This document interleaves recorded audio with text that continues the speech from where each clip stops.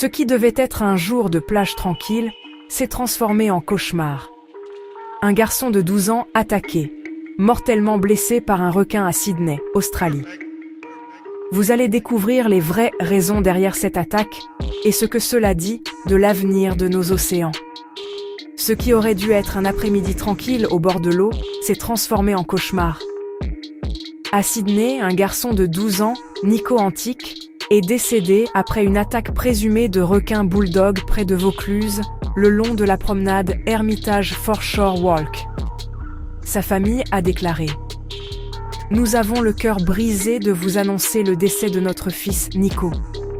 En seulement 48 heures, la Nouvelle-Galles du Sud a signalé 4 attaques de requins toutes liées par une chose, des conditions qui ont créé une tempête parfaite.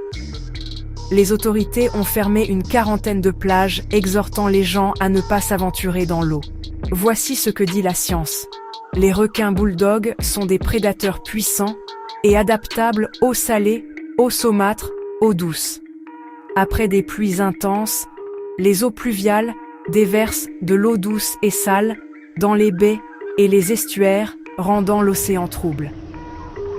En basse visibilité, les requins se fient davantage au mouvement et au son. Ils enquêtent sur les perturbations, ce qui augmente le risque d'une morsure par erreur.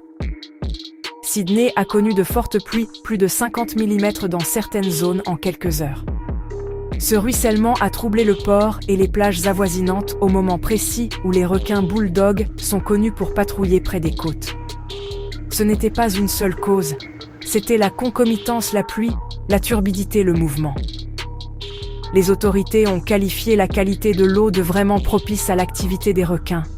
Elles ont renforcé les patrouilles, étendu la surveillance par drone à 7 jours sur 7, investi davantage dans les stations de marquage et d'écoute. Leur conseil était clair. Si l'eau est sale après la pluie, préférez la piscine. La communauté est en deuil. Des centaines de personnes se sont rassemblées à Bondi Beach pour rendre hommage à Nico, la première attaque mortelle de requins à Sydney dans le port en plus de 60 ans. Alors que faire? Évitez les eaux troubles, surtout après les tempêtes. Nagez sur les plages surveillées, entre les drapeaux. Vérifiez les alertes locales et suivez les instructions des sauveteurs. Si des poissons appâts se regroupent ou si des oiseaux plongent, abstenez-vous.